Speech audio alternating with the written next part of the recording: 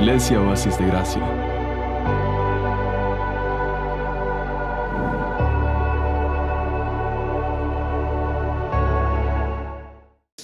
Vamos a abrir la Biblia en Judas, la carta de Judas, y vamos a compartir en los últimos dos versículos de la carta, el versículo 24 y 25. Hemos estado desarrollando un estudio aquí en esta carta, ¿verdad? Y Judas va a terminar esta carta con una hermosa expresión de alabanza, en la cual él exalta a Dios, porque Dios es el único que puede guardarnos para perseverar en sus caminos, para perseverar en la verdad. En Judas hemos visto que estamos en medio de una batalla por la verdad, y hemos sido llamados a enfrentar esta batalla, a participar de esta batalla, a proteger la verdad. De hecho, recordará que el miércoles anterior vimos aún cómo éramos llamados a compartir la verdad con aquellos que se habían apartado de ella, con los apóstatas. Vimos que había 3 niveles, lo vamos a ver ahí en pantalla para que los recordemos. Eso es lo último que acabábamos de estudiar en la carta de Judas. Vamos a ver ahí los 3 niveles de apostasía que vimos en el versículo 22 y 23. Los primeros, ¿quiénes eran, hermanos? Los confundidos. Dijimos, había que convencerlos. Este era el primer grupo.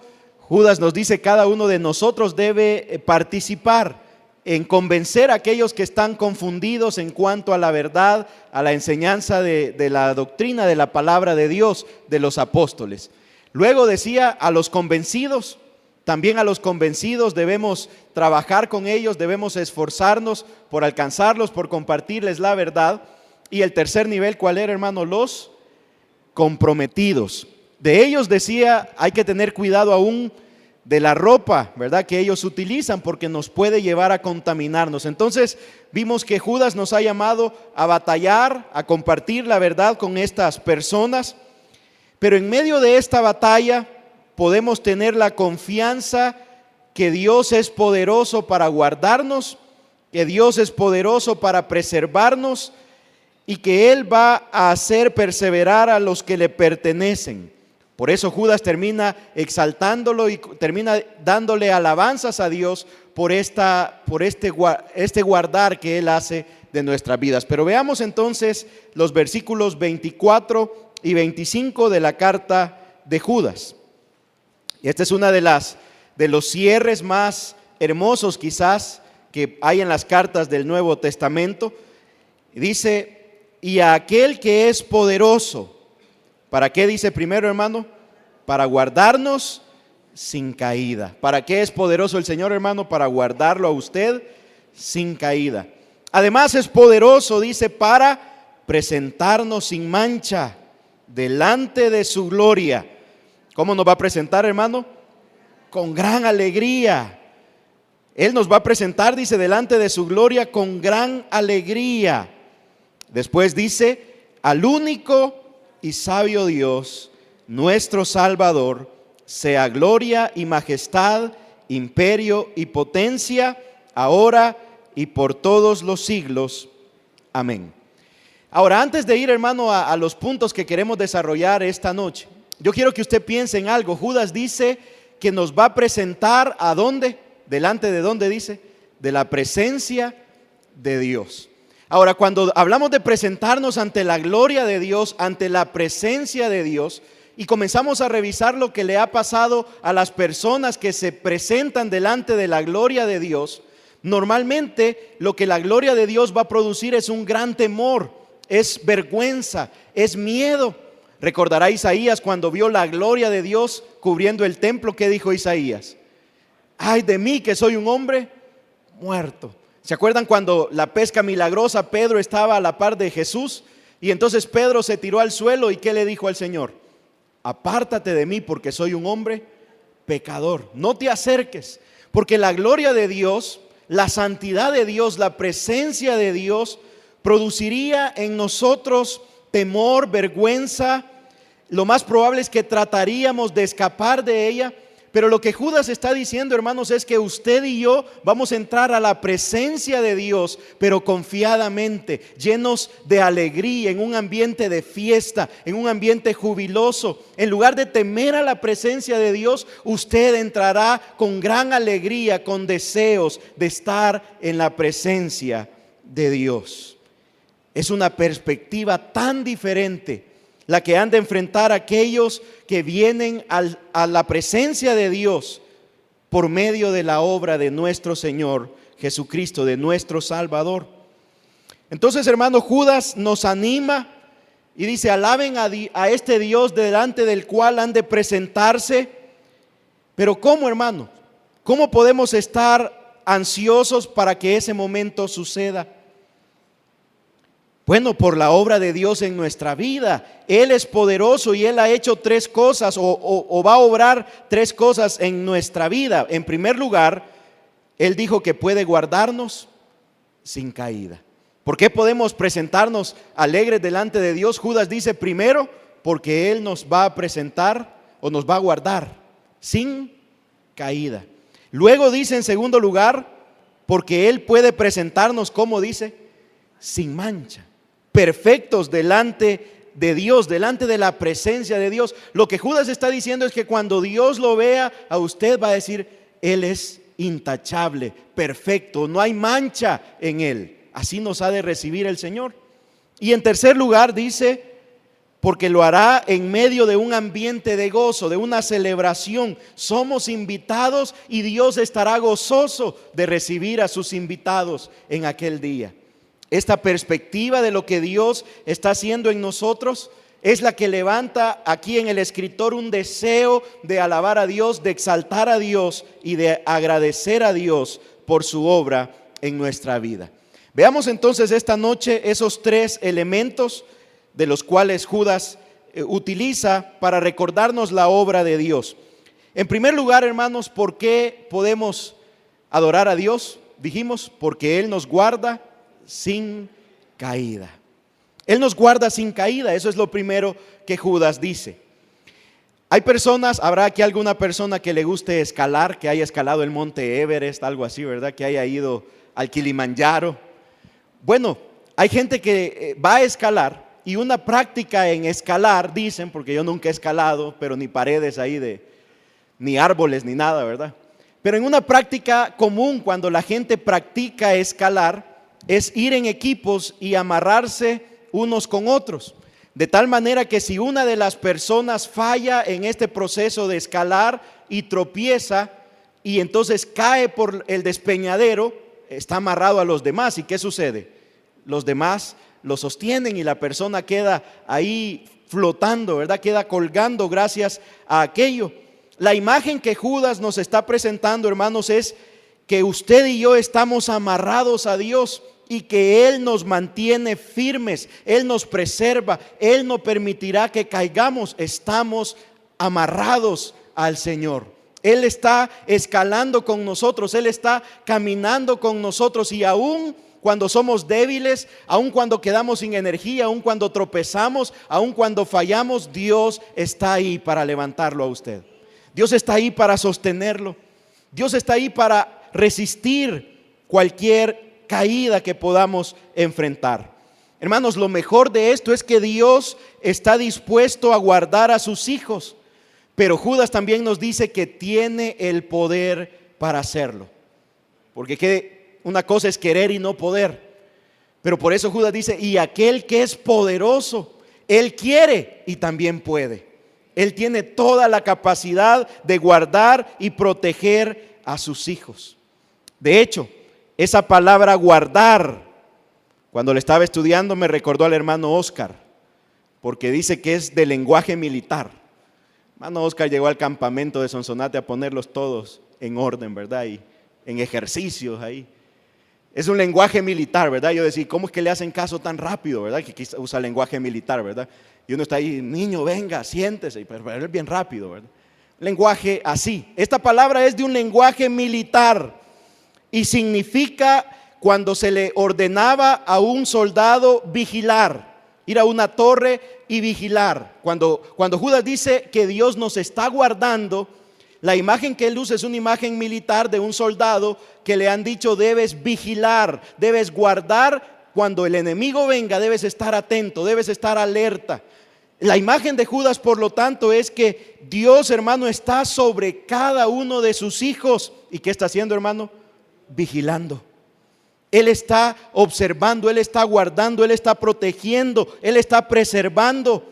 Y si el enemigo quiere asaltar, hay alguien que nos protege. Nuestro Dios está vigilando, nuestro Dios está atento, nuestro Dios está sobre nuestras vidas, al pendiente de cualquier ataque del enemigo. Claro, lo que Judas ha dicho es que el enemigo atacará a través de la apostasía, a través del engaño, a través de la mentira. Pero él le dice a los creyentes: Dios está guardándolos, Él está vigilándolos. Ahora, ¿cómo nos guarda el Señor? ¿Cómo hace este trabajo de guardar a sus hijos? Bueno, mire lo que dice el escritor a los Hebreos en el capítulo 7, versículo 25. Una de las grandes maneras en que Dios está guardando, Jesús está guardando a sus hijos, a los que son de Él, dice el escritor. Por esto también Jesús puede salvar, ¿cómo dice?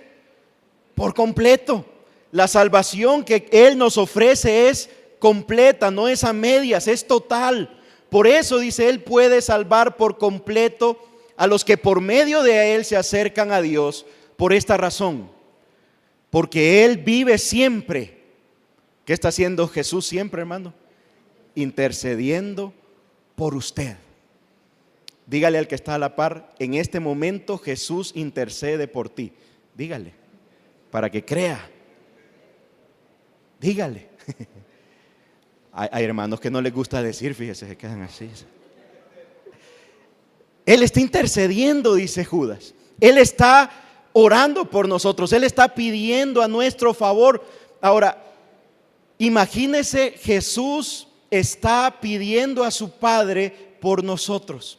Y esa obra de intercesión garantiza que Dios nos está guardando, porque su Hijo está todos los días pidiéndole al Padre que nos guarde. Y Dios, respondiendo a su Hijo, está trabajando para guardar a los que le pertenecen. Ahora, si Jesús está intercediendo por nosotros, y cantamos eso: mi nombre ya grabado está, decía, y Él es el sumo sacerdote que intercede por nosotros, ¿qué estará pidiendo? ¿Cuál es la oración de Jesús por sus hijos? Bueno, si usted quiere saber todo lo que Jesús pide por nosotros, ¿a dónde hay que ir? Al Evangelio de Juan. ¿En qué capítulo? En el capítulo 17. ¿Cómo se llama ese pasaje? La oración sacerdotal. Eso es lo que Jesús está pidiendo. Eso es lo que Él pidió por sus discípulos.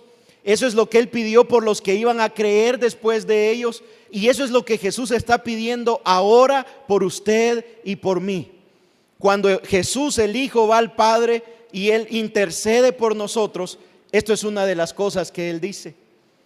En este tiempo Él estaba pues en la tierra, ya se iba, y entonces Él había una carga en su corazón y dice: ya no voy a estar por más tiempo en el mundo, pero los dejo, ¿verdad? Esa era la preocupación de Jesús. Él había estado 3 años con sus discípulos. Y dice: pero ahora debo ir, los voy a dejar en el mundo, en medio de esta batalla, en medio de la apostasía, en medio de los lobos, en medio de todo lo que ellos han de enfrentar. Y yo vuelvo a ti, le decía Jesús. Pero mire la petición: Padre Santo, ¿qué pide el Señor, hermano? Protégelos con el poder de tu nombre. ¿Cuál es la oración de Jesús? Protege a mis hijos, protege a mis seguidores, a mis discípulos, a tus hijos. En todo momento, Señor, protégelos con el poder de tu nombre, que es un nombre sobre todo nombre, el nombre que me diste, dice, para que sean uno, lo mismo que nosotros. Dales unidad, protégelos, guárdalos. La intercesión de Jesús es una garantía que nuestras vidas van a ser guardadas por Dios, porque Él está pidiendo por nosotros. Él está intercediendo a nuestro favor. Pero en segundo lugar, Judas dice que lo alabemos porque puede presentarnos, le vamos a poner ahí, perfectos ante Él. Mira al que está al lado y dígale, eres perfecto, dígale. No, no le va a creer, ¿verdad? Más si es su esposo o su esposa ahí. Probable que no le crea. Pero Judas está diciendo, Él es capaz, Dios es capaz, alaba a Dios porque Él es capaz de presentarte en su presencia sin mancha. Esa palabra quiere decir intachable, quiere decir perfecto. Dios nos presentará, recuerda Jesús dijo, se presentará una iglesia sin arruga y sin mancha, perfecta, nítida. Póngale todos los sinónimos que le quiera poner. Las escrituras, hermanos, son claras en enseñarnos que nadie puede entrar con manchas de pecado delante de Dios. Hablando del nuevo cielos, la nueva tierra, la nueva Jerusalén, donde estará la presencia de Dios, el apóstol Juan dijo, mire, Apocalipsis 21, 27, en esta ciudad dice, nunca entrará en ella nada que impuro, nada que tenga manchas, nada que tenga arrugas, nada que sea imperfecto. Lo que Juan está diciendo es, en la santa ciudad, en la nueva Jerusalén, donde la presencia de Dios iluminará y será manifiesta para todos, y todos llegarán a adorar a Dios, ahí no entrará nadie impuro, ahí no puede entrar nadie que tenga mancha, ahí no entrarán los idólatras ni los farsantes, solo aquellos que tienen su nombre escrito en el libro de la vida, el libro del Cordero. Porque aquellos que tienen su nombre en el libro del Cordero, el Señor los hará y los presentará sin mancha. Si su nombre está en el libro del Cordero, usted será presentado sin mancha delante de Dios. Eso es lo que está diciendo el texto. Judas nos dice que tendremos acceso a la presencia de Dios porque seremos presentados sin mancha, sin faltas por la obra que Él ha hecho en nosotros. Ampliémoslo de acuerdo a lo que dice Pablo a los Corintios. Mire cómo es esa obra. Él dice, ya vimos, los guardará, los mantendrá, como dice aquí, firmes. Es lo mismo, Él los guardará. Eso mismo que está diciendo Judas, ahora Pablo dice, Él los mantendrá firmes. ¿Hasta cuándo, hermano? Hasta el fin. Por eso dijo el Señor, ¿verdad? El que persevere hasta el fin será salvo. Pero ¿quién nos va a mantener firmes? El Señor nos mantendrá firmes. Él es poderoso para mantenernos firmes, pero luego dice, para que sean como irreprochables, dice Pablo, en el día de nuestro Señor Jesucristo. Esa palabra irreprochables, eso es una palabra que se utilizaba para alguien que no tiene ninguna evidencia en su contra, era una palabra legal. No es solo alguien que absolvieron, sino que es una inexistencia de cargos, no hay acusaciones, no hay nada de qué señalarle. Es como Daniel. ¿Se acuerda? Daniel lo empezaron a perseguir y dijeron, vamos a hallarle una mancha a vamos a hallarle algo de qué acusarlo. ¿Y qué pasó? No había nada. Él era irreprochable. Lo que esa palabra está diciendo es, por más que busque, por más que indague, por más que vaya adentro, profundice, el Señor nos presentará irreprochables. No hay cargos. Hermano, esa promesa no quiere decir que Jesús nos salvará aunque dejemos de creer. No. Lo que dice es que Jesús trabajará para mantenernos creyendo. ¿Cuánto tiempo? Todos los días, hasta el fin. Por eso Juan dice, si se fueron de nosotros, la razón es fácil. Es porque no eran de nosotros. Si se fueron es porque no eran. Si alguien dice que renunció a la fe, es que ese no era, no tuvo fe, se fue porque no era de nosotros. Ahora eso, hermanos, lo que Judas nos está recordando es primero la justificación. ¿Qué es la justificación? Es el acto legal en que Dios nos declara justos. Mire, va a aparecer ahí una hoja. Fíjese que normalmente, pongamos la primera hoja, cuando pensamos en que Dios nos justifica o nos presenta sin mancha, muchas veces vemos que nuestra vida es algo así como una hojita, ¿verdad? Y suponga usted que en esa hojita apuntan todo lo malo que usted ha hecho. ¿Cómo estaría esa hojita? ¿Perfecta o en blanco o manchadita? Un par de cosas tendría ahí, ¿verdad? Y si tiene 50, más de 50, unas 3 cositas, ¿verdad? Que debería haber ahí de lo que hemos hecho. Y pensamos y decimos, el Señor borró nuestros pecados. Y entonces a veces pensamos que la justificación significa que Él nos dejó así, como una hojita en blanco. Pero si Él nos dejara como una hojita en blanco, ¿sabe qué comenzaría a pasar? Le empezaríamos a llenar otra vez, seguramente. Y ya al rato ya habría otro par de cosas ahí en esa hoja. Pero lo que la Biblia nos enseña de cómo el Señor nos ha hecho sin mancha, nos ha hecho justos, va a aparecer ahí. Es que lo que la Biblia enseña, hermano, es que cuando Cristo nos hace justos, significa que todas las obras de justicia de Cristo, ¿a quién se las escriben? A usted, a su cuenta. Lo que quiere decir es, por ejemplo, Cristo fue obediente al Padre ¿cuántas veces? Siempre. Entonces en la hoja de Cristo diría, obedeció al Padre siempre. Ahora eso, ¿a quién se lo van a escribir? A usted. La justicia de Cristo ahora nos pertenece. Él nos declara justo porque su justicia la coloca sobre nosotros cuando creemos en Él. Entonces esa hoja no está en blanco. Esa hoja está llena de las obras que Cristo hizo mientras vivió aquí. La vida perfecta de Cristo ahora cuenta por usted. Ya no cuenta su vida, cuenta la de Cristo. Y cuando Dios mira y dice, lo presentará sin mancha, es porque Él no está viendo su hoja. Él está viendo la obra de Cristo que ahora cuenta a su favor. Y cuando Él ve a Cristo, la obra de Cristo en usted, dice, perfecto, sin mancha. Siempre obedeció, siempre amó a Dios sobre todas las cosas, siempre amó al prójimo como a sí mismo. La obra de Cristo está sobre nosotros. Por eso Judas puede decir con una gran certeza que Dios nos presentará sin manchas delante de su trono. Pero no solo eso, nos recuerda la justificación. Pero cuando Él dice que nos presentará sin mancha, también nos recuerda la glorificación. Porque aquel día también seremos glorificados.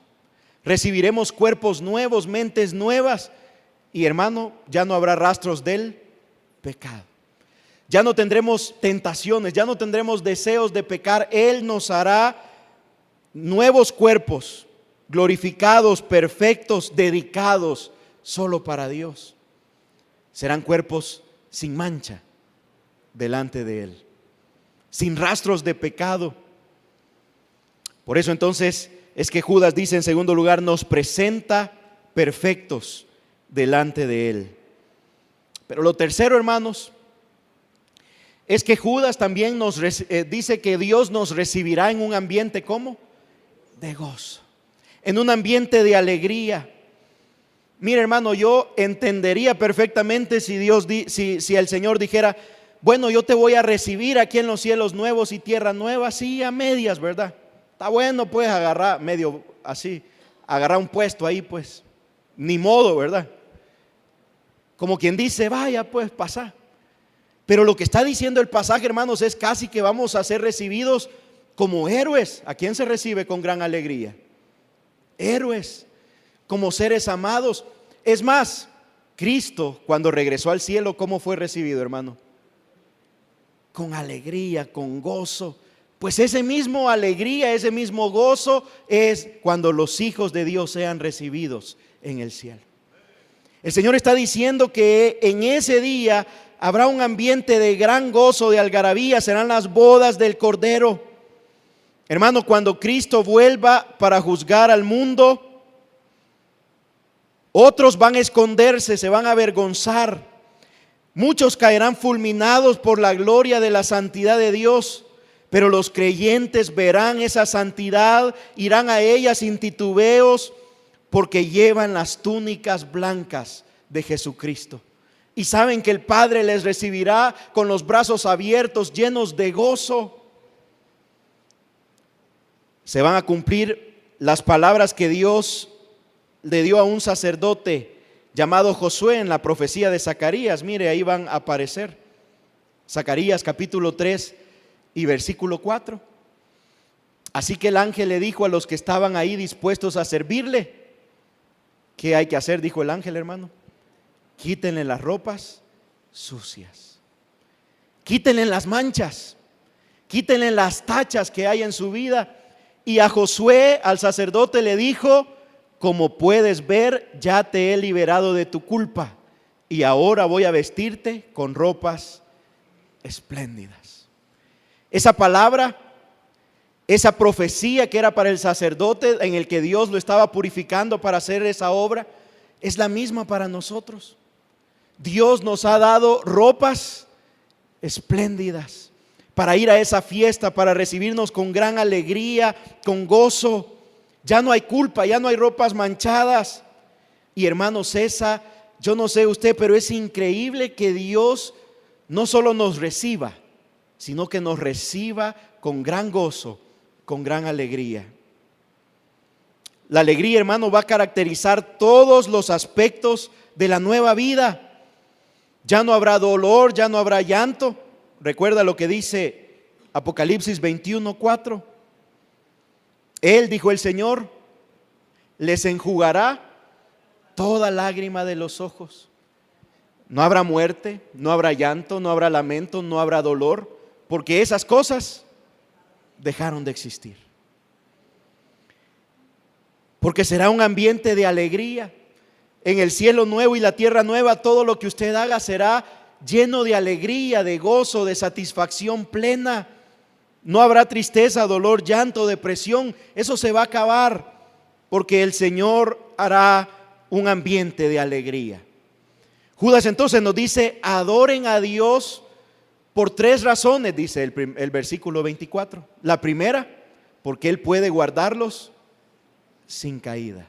La segunda, porque los va a presentar perfectos, sin mancha. Y la tercera, porque los ha de recibir con gran alegría y gozo. Bueno, nada más antes de pasar al siguiente versículo, al 25. Si Dios nos ha de recibir con gran alegría y gozo, ¿cómo deberíamos vivir los hijos de Dios para mientras? Con gran alegría y gozo. Es que a veces parece que dejamos la alegría y el gozo para aquel día, ¿verdad? Allá voy a tener bastante alegría y gozo, aquí voy a andar rabiando y bravo, ¿verdad? Y ponemos, como un hermano dijo, cara de bulldog, ¿verdad? Le da miedo que se nos acerque la gente porque estamos enojados, No, hermanos, si Dios ha de recibir a los pecadores con los brazos abiertos, arrepentidos pues, con los brazos abiertos y con gran alegría, ¿por qué no recibimos a los que nos defraudaron o nos ofendieron o nos fallaron? Si Dios lo hará así, ¿por qué no los podemos recibir con ese gozo y esa alegría de la misma manera? Solo como una aplicación de esto. Ahora vamos al versículo entonces 25. ¿Cómo vivir entonces? ¿Cómo debemos pasar nuestros días? Bueno, Judas dice: dándole a Dios nuestra adoración. Y él utiliza 4 palabras para describir la adoración que nosotros debemos entregarle a Dios. Ahora es bien curioso, dice: sea, y dice 4 cosas. ¿Cuáles son las 4? Dice: a este Dios sea la gloria, ¿qué más dice? Majestad, imperio y potencia. Ahora, cuando Judas dice sea, no es que esté diciendo usted dele gloria, y usted qué gloria le va a poder, dele de su gloria a Dios, y usted no tiene, dele de su imperio a Dios, y usted no tiene imperio que darle a Dios. Esa palabra realmente quiere decir es que así es. Lo que Judas está diciendo es: Dios tiene gloria, Dios tiene majestad, Dios tiene imperio y Dios tiene potencia. Pero la manera en que debemos vivir es reconociéndolo y aceptándolo en nuestras vidas y adorándolo por lo que Él es, por lo que Él tiene, por su gloria, por su majestad, por su potencia. Nosotros debemos reconocer esa gloria y rendirle nuestra adoración por esa gloria que Él tiene. Gloria. Vamos a ver ahí esa primera palabra. Es una palabra que significa peso, alta estima, es el honor que resulta de una buena opinión, de una buena reputación. Al hablar de la gloria de Dios, hermanos, resumimos todos los atributos divinos, lo que le hace ser resplandeciente, lo que le hace el resplandor de su gloria. ¿Se acuerda Moisés, verdad? Venía resplandeciendo porque había estado en la gloria de Dios, la presencia de Dios había pasado por ahí. Entonces es una palabra que es el peso de todo lo que Dios es, significa esa palabra. Eso le hace de un gran nombre, de renombre, y Él tiene honor. La palabra majestad significa grandeza. Es decir, debemos vivir reconociendo que Él es el más grande y el único digno de nuestra alabanza. No hay nada ni nadie más grande que Dios. Él tiene la majestad, la grandeza. Cuando decían este rey, ¿cuál es la majestad del rey? O sea, las prendas, las joyas, el salón que usaba. Le daba grandeza, las posesiones que tenía. Cómo entraba el rey a una ciudad, ¿verdad? Montado en un elefante quizás y lleno de... Bueno, eso es lo que le hacía grande al rey. Lo mismo está diciendo el texto. Dios es el más grande. Su majestad, la majestad de Dios. Imperio, hermano, es una palabra. Si usted la lee en la NBI, dice que sea el dominio para Dios. Y es fuerza, poder y potencia. Nos recuerda, hermano, que el gobierno de Dios es sobre todas las cosas. Eso dice la palabra imperio. Él tiene el imperio sobre todas las cosas. Y vemos la Biblia llena de eso. Él le dice al mar hasta dónde va a llegar. Él le dice a las plantas reproduzcanse según su especie. Él dice que tiene el corazón del rey en su mano y lo inclina hacia donde Él quiere. La Biblia dice, Él pone reyes y quita reyes. Su gobierno es sobre todo. Ese es el imperio. Y luego dice potencia. Esa palabra, hermano, quiere decir que alguien es libre de actuar y tiene derecho a actuar. O sea, aplicado a Dios significa que Él es absoluto, carente de restricciones, hace lo que quiere y cuando lo quiere hacer. La NBI lo traduce que Él tiene la autoridad. Usted alguna vez dijo así, ¿verdad? ¿Y por qué, mamá? Porque aquí yo mando, ¿verdad? Aquí yo soy la autoridad. No, nunca dijo así usted en su casa quizá, ¿verdad? No daba explicaciones, ¿verdad? Pero ahí están preguntándole a Oscarito, ¿verdad? Si alguna vez le dijeron así. Aquí yo mando, hijo. Eso es lo que está diciendo el texto. Él tiene la autoridad, Él es el que manda, Él es el que tiene el gobierno. Entonces, Judas, hermano, no quiere como que distingamos cada atributo tan específicamente o cada palabra. Más bien, él utiliza 4 palabras para recordarnos la totalidad de Dios, la grandeza de Dios, lo que Él es. Sin embargo, lo que Él nos está diciendo es que debemos reconocer esa realidad en nuestras vidas, que debemos someternos a esa realidad, porque muchas veces con nuestras palabras o con nuestras acciones tratamos de batallar contra esa realidad. Tratamos de rebelarnos a la autoridad de Dios. Tratamos de tener una gloria mayor a la gloria de Dios. Tratamos de hacer famoso nuestro nombre y no el nombre de Dios. Es decir, estamos viviendo de manera que con nuestras acciones y con nuestras palabras estamos negando lo que Dios ya tiene. Él tiene gloria, imperio, majestad. Él ya las tiene, son de Él. Pero la vida del cristiano es someterse a esa verdad y vivir reconociéndole que solo Él merece la gloria, que solo Él tiene la autoridad, que solo Él gobierna mi vida, no la gobierno yo. Muchas veces ejercemos oposición a esa verdad. Y hermanos, cuando ofrecemos oposición a esas verdades, es como que tratáramos de atacar la gloria de Dios. Cuando yo trato de hacer famoso mi nombre, yo estoy atacando la gloria de Dios. Cuando yo trato de gobernar sobre mi vida, yo estoy atacando el gobierno de Dios, el imperio de Dios. Cuando yo trato de hacer las cosas porque yo mando, yo estoy atacando la potencia de Dios. Trato como ser humano de revelarme a lo que Dios es.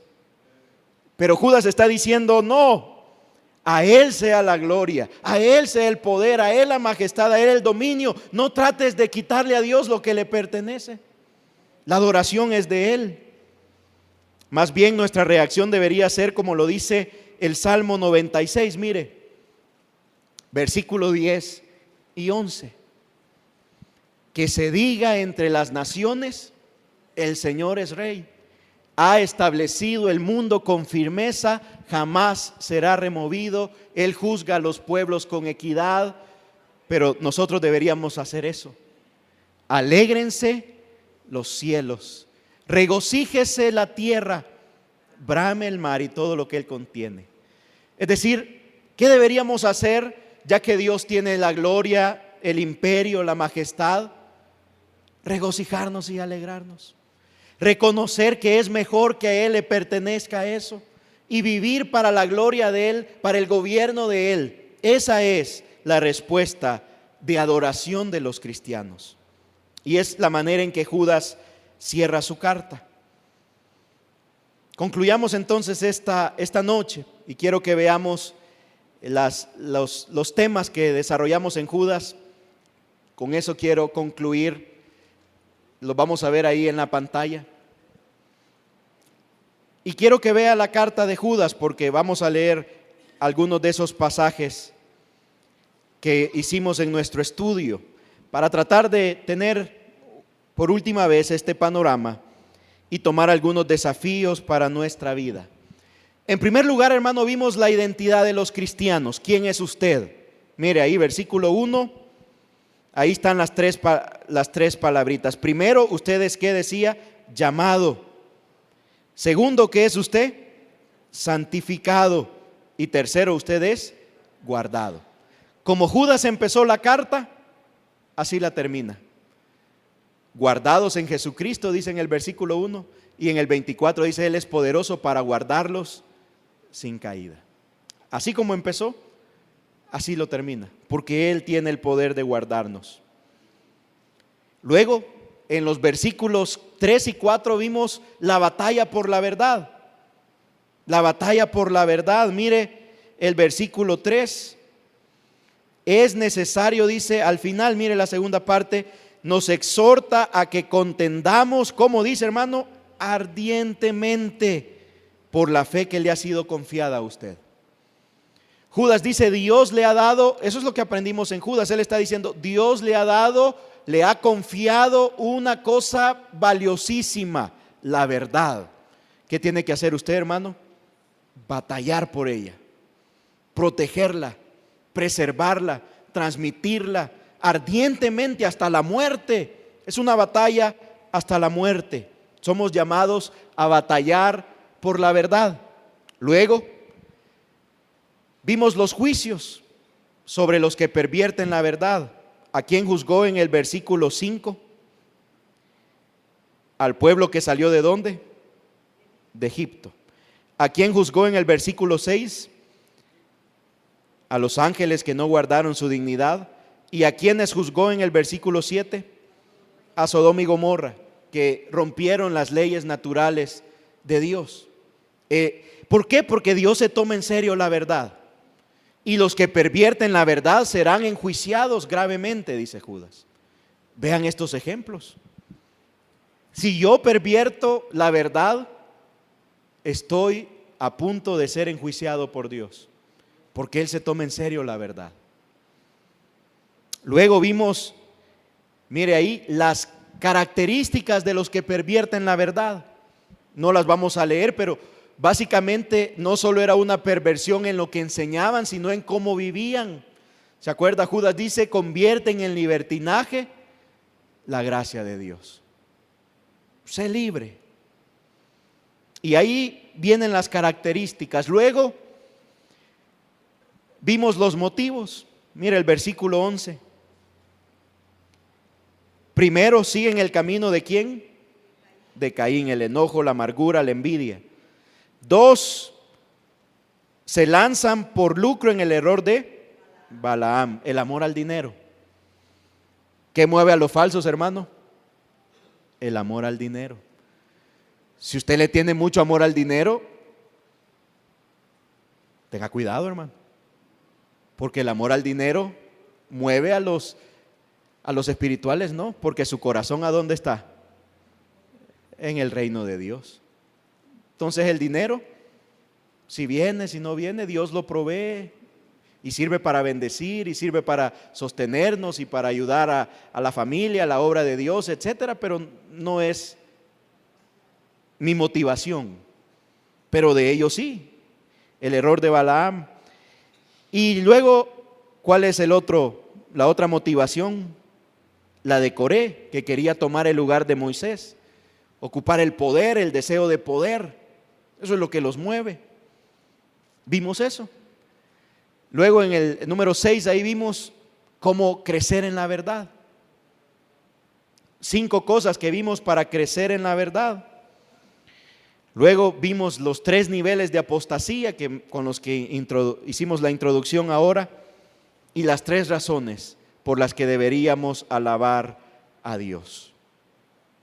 Una vez entonces terminamos nuestro estudio de la carta de Judas, quiero nada más recordarle unas palabras que dice Santiago. Santiago dice que la palabra de Dios es como un espejo, ¿verdad? Que nos señala cosas que hay que cambiar en nuestra vida.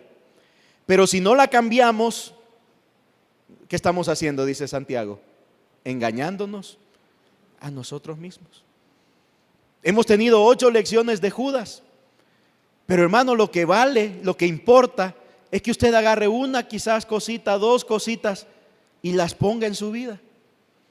Lo que vale quizás es que usted diga, Dios me ha llamado a defender la verdad y para defenderla tengo que conocerla bien. Necesito prepararme mejor. Y que entonces tome acciones para prepararse mejor. Lo que vale la pena quizás es que usted diga, Judas me ha llamado a compartir la verdad con los que están confundidos. Y yo sé de alguien que está confundido. ¿Se acuerda? Decíamos, hay que hablar a tiempo. Yo sé de alguien que está inquieto, que está expresando dudas, y tengo que hablar a tiempo con él. Tengo que ir y conversar y convencerlo, pedirle la gracia al Señor. Que digamos que Él nos ha llamado a batallar por la verdad y que nos unamos. Porque no podemos ser soldados de Dios que batallan por la verdad y no participar en nada. Al menos en la oración se puede batallar por la verdad. Uno solito. En su casa uno puede batallar y estar orando. Pero tenemos esta batalla que librar. Lo importante entonces, hermanos, es que al reflexionar en estos temas, tomemos algo, 1, 2 cositas, y las tratemos de aplicar, porque ese es el fin de todo estudio de las Escrituras. Ahí donde está, quiero invitarle a que pueda cerrar sus ojos, inclinar su rostro, y mientras nos acompañan los hermanos de la alabanza, permítame leer el cierre de la carta de Judas una vez más. Al único Dios nuestro Salvador, que puede guardarlos para que no caigan y establecerlos sin tacha y con gran alegría ante su gloriosa presencia. Sea la gloria, la majestad, el dominio y la autoridad por medio de Jesucristo nuestro Señor, antes de todos los siglos, ahora y para siempre. Amén.